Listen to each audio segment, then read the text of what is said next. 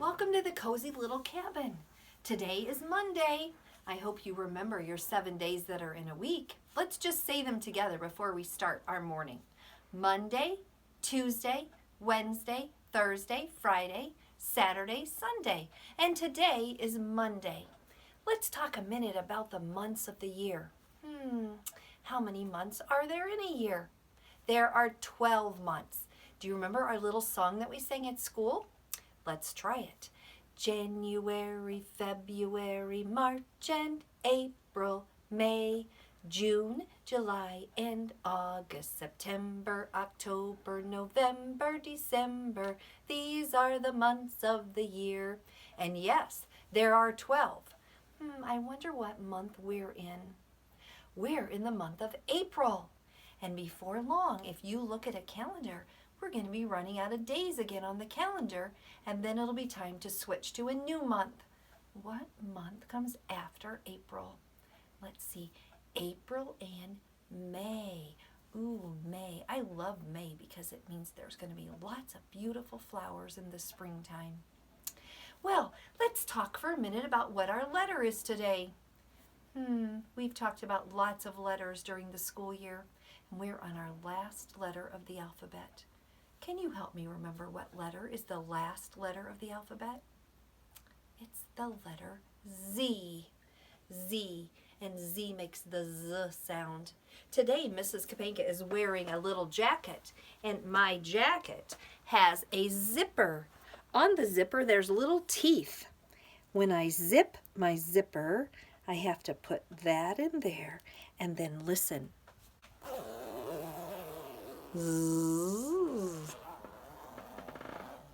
Zipper starts with the letter Z. I wonder how we make the letter Z. Well, let's look up here.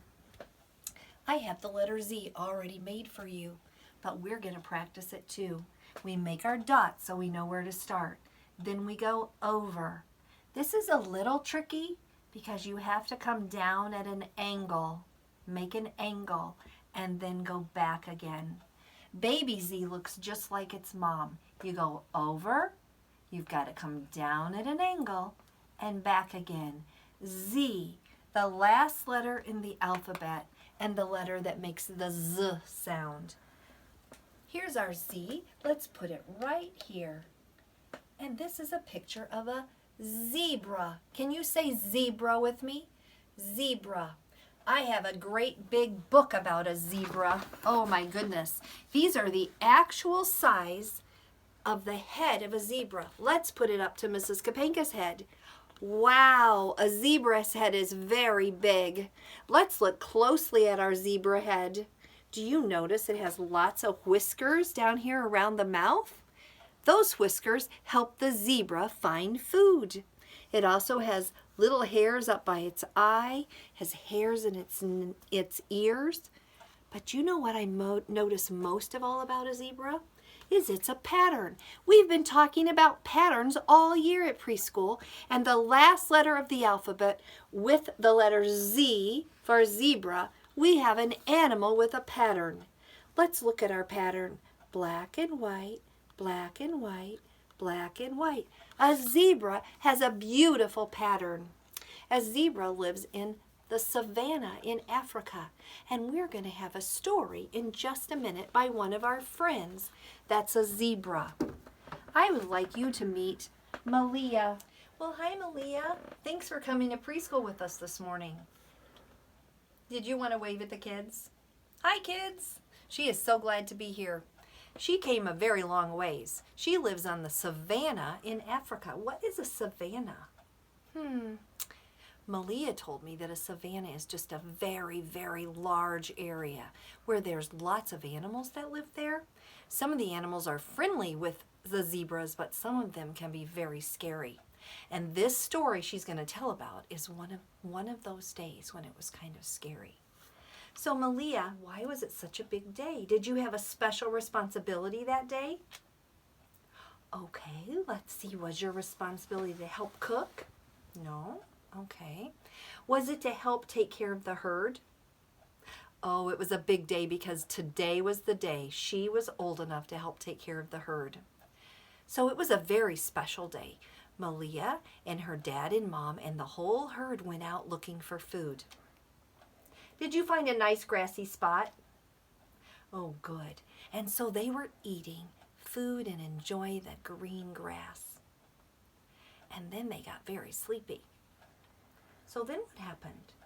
Did the herd move on to a quiet place to rest? So all of the herd went together and they went to a very quiet place to rest. And Malia was in charge of keeping watch.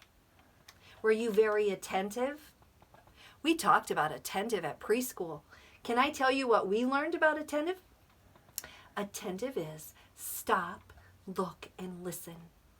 That's exactly what Malia had to do, because as she was looking around, she heard something with her ears. She stopped.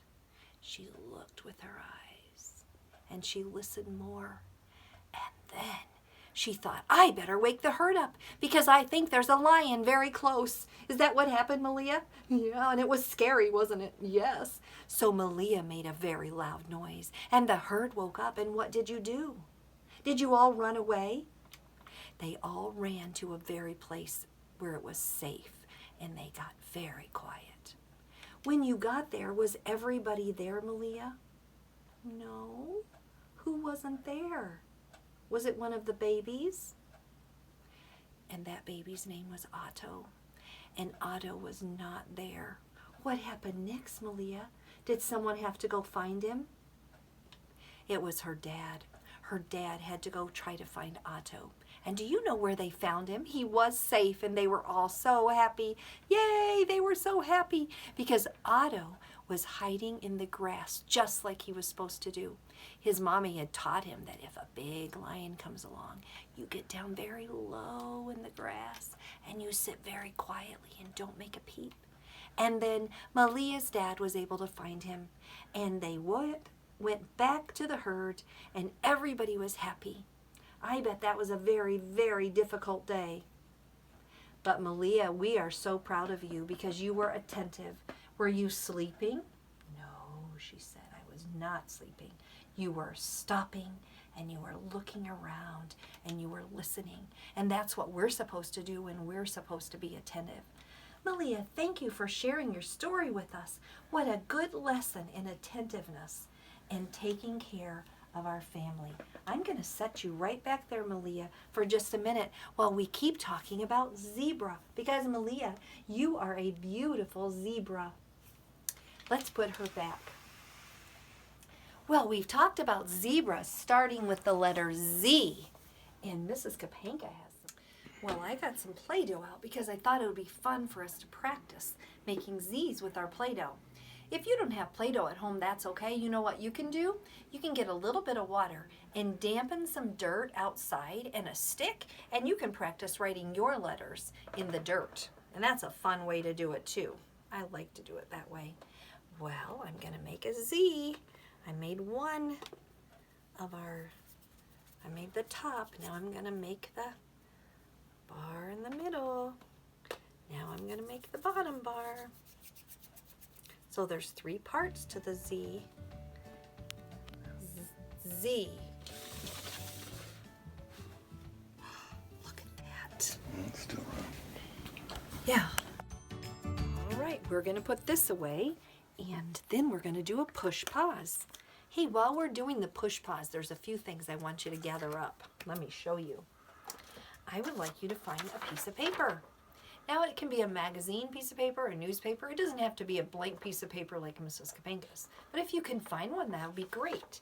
Then I want you to get your pair of scissors and a crayon.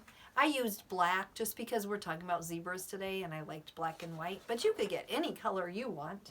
And then we need a glue stick. So scissors, crayon, paper, and a glue stick. We'll be back in just a minute. We're going to make a fun craft.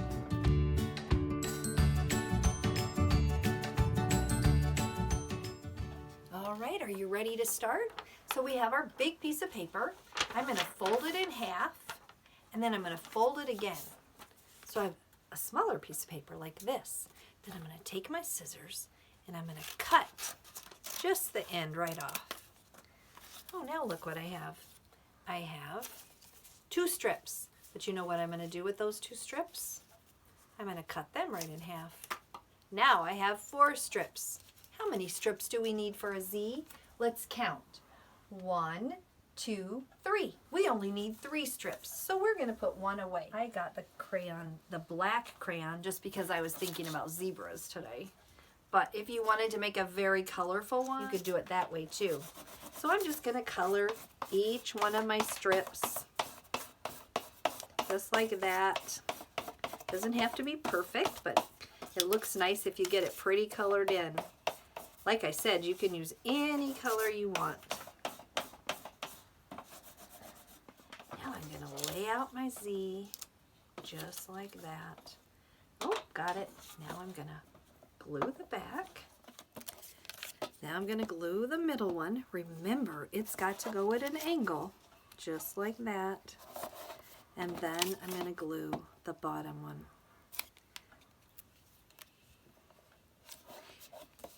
Z.